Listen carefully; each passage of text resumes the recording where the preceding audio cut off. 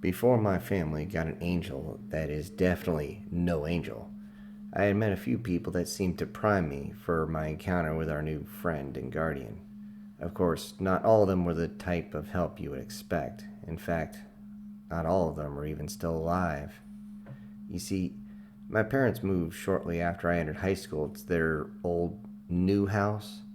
I guess they were trying to get back to nature or some such thing, moving all the way out there. This is where the family started dealing with the things that didn't make sense in this world. As I mentioned before, my sisters could hear things moving even though everyone was asleep. The dogs would be looking into certain rooms and just start growling for hours.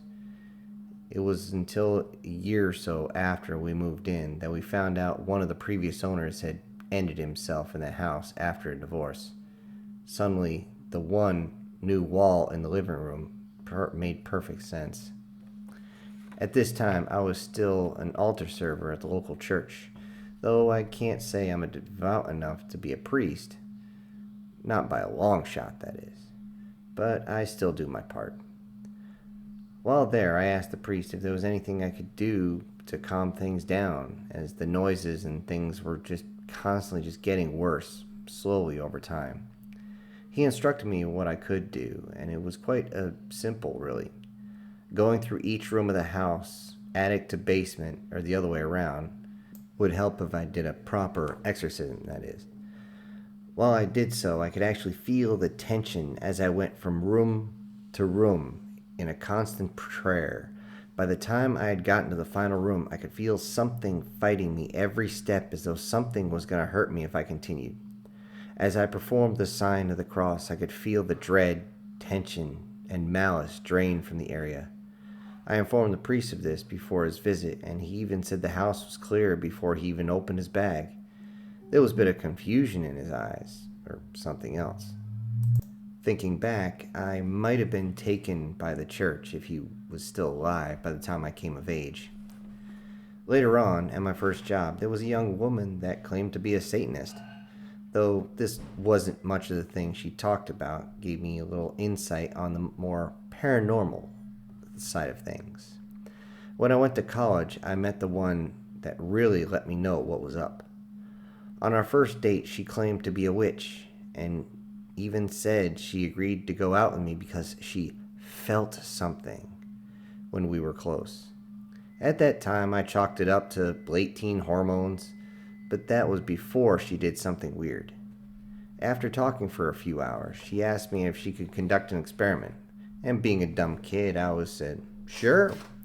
She took my hands, and she asked me to calm my mind as best I could and relax. I thought this was going to go to where we started making out or something, but something very different happened. I began to see, with my eyes closed, a long, dark tunnel. At least that's what it looked like. Distant stars all around me flying by, not too dissimilar to what you see on the sci-fi shows. This only looked at for a few seconds before I could see myself walking through a forest. I could kind of see people to my left and right, dressed in old brown uniforms. I didn't know if it was World War I or II at the time, but I just kept walking through the forest with this light coming through the undergrowth. Without warning, I could see the flashes from the muzzle of a full automatic machine gun, and almost in slow motion, I could feel the pain of a large caliber bullet hit me in the upper left chest. Knowing that I do now, I would have caused a collapse of the lung if not treated. But that wasn't the last thing I saw. Still, in sort of slow motion, the impact threw me back, forcing my head to the lower as well. The blood shot out of the hole left by the bullet and seemed to launch a gourd 4 or 5 inches out of my chest.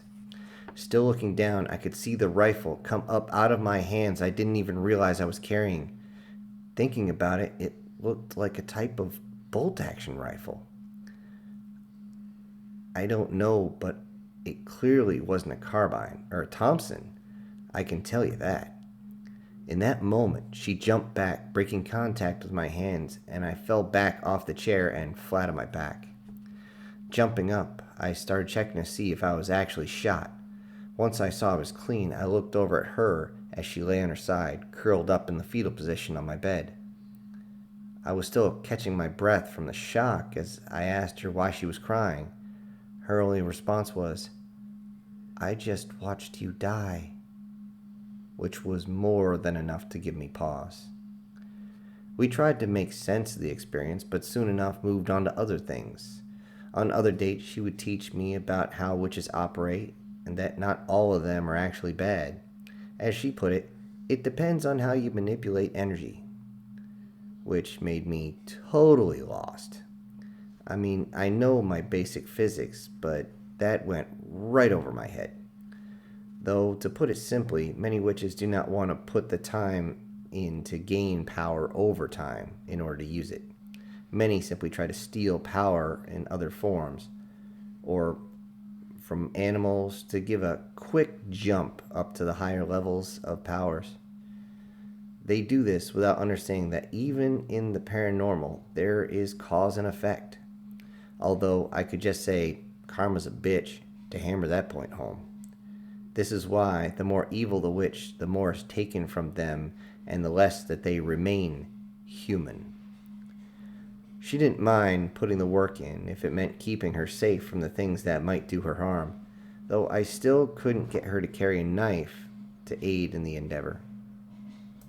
Especially when we found out a universal truth about the kind of thing she was researching.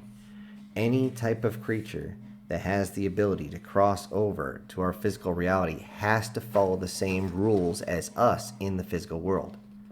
In this revelation, we realize that once a being is trying to physically harm you, it can be harmed as well, or even killed by the same means as anything else.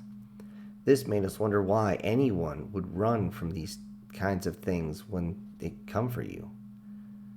The answer escaped us for a long time, but it was obvious that I actually hit myself in the head when I figured it out. It was the simple fight or flight instinct kicking in, just like if a gator jumped out of the water and then you were there, you didn't see it. Few people would even think about fighting something like that, let alone something they have never even seen before. Though there was one caveat to this, and that was the fact that they were still tethered to the astral plane. This means that the faithful still wield power that can hurt, incapacitate, or even end creatures that are crossing over. This led us to the only cryptid hunt that I have ever been on. If you were wondering why I would agree to this, just remember I was about 18 or 19 and she was my first real girlfriend. A petite, little, pale, pretty little thing. And pretty much had me going whatever she wanted. Yep, we all been there once. We got a few of her friends together. Mine didn't want anything to do with this even when I offered them to get the beer, and headed to a location that was known to be a hot spot for cryptids. The town itself was nearly abandoned, and the few remaining residents were just waiting for their checks to clear before they could leave. Being an old manufacturing town, there was a lot of old factory buildings to explore on the far side. Over the past few years, several people reported seeing creatures that seemed to move in the shadows, that had a penchant for stealing pets and the occasional person.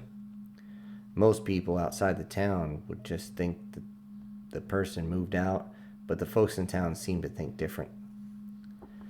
When we stopped to get drinks and snacks at the local fuel station, a few of the kids inquired about the cryptid. The guy behind the counter had a big smile when we came in, but that dropped off his face in a second when we asked him anything that he might have seen. He was hesitant for a while, but a few well-placed bills and some flirting from the girls got him to open up. He told us where it had been seen the most, but warned us that others had gone to find it and not everyone came back. One story stuck in my mind was about a group of 6 going in the area, and the next day the only thing left was their gear, their car, and some blood. From that point, most people stayed away. One of the more alpha guys in our group shrugged it off. "Scary old man. Now which way is it?" I shot him a look as my hand rubbed the knife hanging off my belt. He saw this and retreated outside while we apologized, paid for our items, and left. You would think the area we were going would be far outside town, but nope. It took us less than 5 minutes to be pulling up into this overgrown parking lot next to a facility. As I stepped out, my senses were suddenly on high alert, along with one of another in our group. She was new to the group, but seemed to be even more sensitive to this stuff than me. So much so that she almost had to be dragged inside as we looked around. The place was exactly what you would expect from an old factory. Machinery was sitting and rusting, and the place smelled horrible. More than half of the windows had either been busted out or were falling off.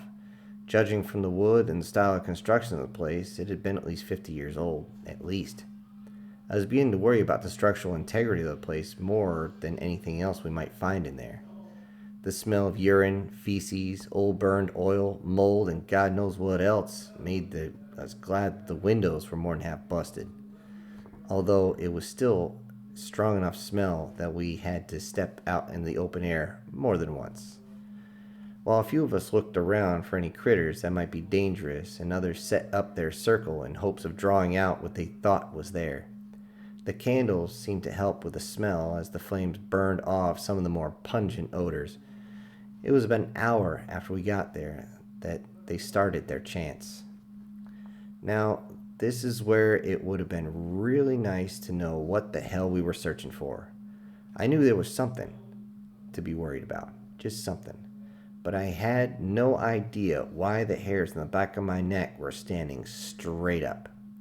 Without even knowing it, my hand had grasped the handle of my knife, which was a 7.5-inch solid chunk stainless steel, while the other was on my flashlight looking around. But then it had gotten dark, and looking back, I would have killed somebody for some night vision. On the other side of my belt was the old 1911 my father had purchased for me. It was well after midnight as they still chanted. Still. It was to the point I was wondering if their voices would actually hold out. It was then that we heard glass break and a car alarm go off. It only took a few seconds for us to react and to run outside and look. We got there just as something big and dark ran from the van, just right in front of us, about maybe 30 feet, and disappeared into the night. It wasn't until that point that I realized we might be up against something truly dangerous. I looked at the other guys, and we backed into the center where the chanting was continuing. We backed into the center so that the candles would give us some additional light. Without thinking, those of us with firearms drew them and held them as the way those TV cops do, hand over with a flashlight underneath. The lights moved rapidly around as we could hear things moving around. Those chanting kept going, though I don't know if it was out of fear or desperation. When we saw something moving and we turned our weapons at it, this thing seemed to take shape from the shadows. As it moved in its silent glide towards the circle, this thing was not the same thing we saw outside. This thing was not from the physical plane. One of the guys put his hands up and motioned for us to lower our pistols while saying, "That's not going to work." And he was right. This thing had not reached the point of physical yet, which means we can't hurt it. It reached out to the group and seemed to be stopped by the cold, by the circle of salt and other materials that surrounded us. It slowly pressed itself against the side of the circle, seemingly spreading itself like a giant ink blot or against the sides. The one that had stopped us from shooting started holding his hands up and praying in a language I didn't understand. Next to me was another guy with a pistol, and he just said, "Jikiniki." I recognized that and asked, aren't they Japanese? To which he just shrugged. Hearing the young man pray reminded me of what I could do. Putting my pistol away, I started to pray too. Using the Lord's Prayer, I forced it to recede back into its original size. In fact, though I don't know if it was just me, the damn thing seemed to lose all ability to stay upright. Its body seemed to slump down and lay on its side, though it seemed to be trying to reach the darkness, the shadows that it came from. This is when the chanting changed. I don't know what they were saying. My Latin is terrible. But the change of the chant seemed to weaken it even more, to the point that my girlfriend turned to us and said, Now you can kill it." It was still reaching for the shadows, but didn't seem to have the ability to go back into them. In fact, had it been severed from its power? And now it was easy prey? As I unclenched, I reached for my pistol and we received a shock. Without warning, something massive dropped down right on top of it and seemed to rip it clean in half. For a moment, I thought it was a giant black bear, at least until it turned its head to us. Those deep, yellow eyes looked at us with both thanks and malice. In its mouth was the center of that shadow, being as the shadow seemed to slowly disintegrate as it dripped away from its mouth. The other two parts of the shadow seemed to do the same, as it seemed to be almost evaporated in a matter of seconds. We might have just dealt with something that was not of this world, but it seems it didn't change gears. This cryptid was going to have us for dinner. Literally. We didn't think at that point, as both pistols rang out into the night. My quick draw might not be great, but there was no way I'm missing something that big at that range. Before most of us could blink, it had jumped back into the darkness, and both pistols needed to be reloaded. A few tried to start chanting again, but it was my turn to tell them that's not going to work. As I released the slide of my .45, I still remembered the release from the other guy's 9mm as we looked at each other and seemed to talk without saying a word. We got nearly back to back as we searched the area for that big bastard. We could hear it moving around as my girlfriend got up to stand next to me. I used my free hand to draw my knife and hand it to her. She actually looked at me and said, "I don't like knives." Where I retorted, "I'm not asking," while shoving the handle into her hand. We could hear it moving around us. In fact, it sounded almost as though there was more than one. Thankfully, one of the girls had a father who was a police officer. She could tell that it was staying up in the rafters while throwing stuff down at us to confuse us.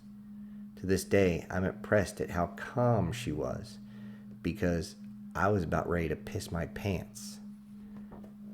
It must have hurt her, because it came running into the light near her. We fired at it as soon as we got it in view. Apparently, it can't remain stealthy when it's charging. My 7 bullets and his 15 were almost deafening as we fired a full magazine into it as it charged.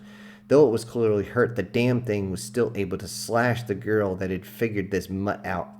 Even though the cuts weren't too deep, she still needed her wounds tended to. Call us dumb kids if you want, but we did bring a first aid kit with us. With both weapons now reloading again with their final magazines, my heart was beating through my sternum. I wouldn't be surprised if they could see it. But I'm sure the others were just as scared of this thing as I was. It was smart, really smart. And it had taken 4 magazines of bullets and barely even slowed down. I know I had hit it in the face at least once, since it did scream in pain when I shot it. But at that moment I was wondering if I had enough ammo left to even take this thing down. My girlfriend had removed her top to put pressure on the girl's wounds. I know she wasn't all that shy, but I wonder if they could have used anything else to stem the bleeding. That is when I heard the most odd sound. It was like rapid breathing mixed with a half cough coming from the darkness. The guy next to me cursed and fired in the direction he thought it was. When I asked, "What are you doing?" he responded, "That son of a bitch is laughing at us." Without skipping a beat, the girl on the ground, bleeding, looked up and said, "I don't think calling a werewolf a son of a bitch is a very good insult." I regret not thanking her for the chuckle we were all desperately in need of at the moment.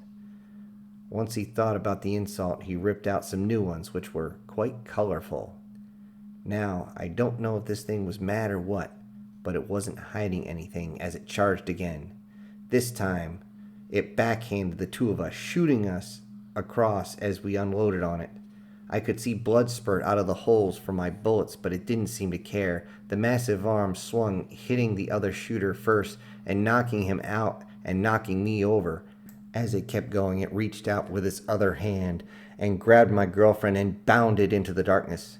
She was screaming as I scrambled to my feet, screaming her name into the darkness. I could hear her screeching as I got up and ran into the darkness after her. The others were yelling at me to stay, but I was gone before they could even think of stopping me. Her screams were still inside the factory, but getting farther away by the moment. As I stumbled through the darkness to where I could hear her screaming, I could feel that the slide was locked back, meaning I was out of ammo. I paused for just a moment as I thought about what I could do, and that is when I heard it. The wolf howled in clearly in pain-filled manner. Under the howl was my girlfriend screaming at it, cursing. At least I knew she was still alive. That is when I remembered a good luck charm my uncle had given me. I quietly said, "Duh," as I reached into my shirt and pulled the silver cartridge. Ripping it from the chain, I prayed that it was the right size. Good thing he's a .45 guy like me. I put the bullet into the magazine, shoved the magazine in the pistol before hearing something I really didn't want to hear. It sounded like tearing and my girl screaming in fear. Taking off again, I chambered the round and then realized it might be a dummy round. But hearing everything going on, my body was moving before my mind could even process. Before reaching the far side of the factory, her cries had stopped. At that moment, desperation disappeared and rage took its place. The dim light of my flashlight leading the way into the final destination. Turning the corner to the only noise on that side of the factory, I saw something that instantly burned its way into my mind. This massive thing was holding her down and assaulting her the way no one should ever be assaulted. He was above her in a way that her head was almost perfectly leaned back and facing me. She wasn't making noise, and her eyes were fixed as her body moved back and forth. In that moment, I didn't know if that was the look of pleasure, pain, or shock, and in any case, I couldn't think. That bastard just looked up at me, and as soon as I turned the corner, it laughed again. I don't remember thinking. All I know is I raised the pistol and pulled the trigger. Even after the round went off, I kept pulling again and again and again, as though it would make another bullet magically enter the chamber and fire out. The bullet struck this thing in the chest, and it fell back and started screeching in pain. It jumped up, or at least tried to, as the knife sticking out of its upper thigh made it difficult, and then it ran off, yelping and screaming in pain. Silently, I thanked my uncle for that silver bullet, even though he wasn't around anymore, before going to my girl.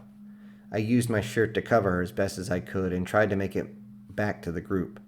I say try because when I shot that thing, I dropped the flashlight, and that seemed to severely lower the amount of light coming out. The flashlight died before we got back to the group, unfortunately, but I could still see the light in the distance. Walking up to them, I told them what happened, and since the very first glimmer of daylight was coming, we decided to get the hell out of there.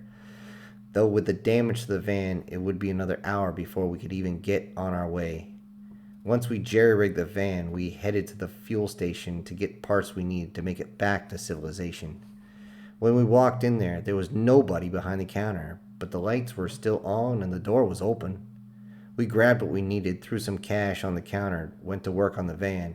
As we did, 2 SUVs pulled up and tried to get fuel. They didn't say anything until one walked up to the busted side of the van. He pulled off the small clump of fur and called for his buddies. I didn't know if they were just well-mannered or that they saw that at least 2 of us were armed, but they were very polite as they asked if we had a rough night. Even back then, I could smell government on someone, so I was quiet at first, but that was the wrong answer. One of the girls told them about the run-in with the monster, but they said they were here to stop it. They produced badges I had never ever seen before, or since for that matter, and claimed that they were sent to stop the threat. I told them to, really, you gotta prove it. They slammed open the door to the van, showing them the wounded. This put them in high gear as they produced very large and very full medical bags. It was clear that they knew what they were doing while the others started probing us for questions. We told them everything we could on the contingent that they would get our wounded to a hospital and fast as possible. Since this was before cell phones were a thing, they called on the radio and had a helicopter landed in less than 10 minutes. Damn thing must have been close. With those two taken care of, we told the men everything down to the last finite detail. By the time we were done explaining, their polite dispositions had changed into an extremely professional demeanor.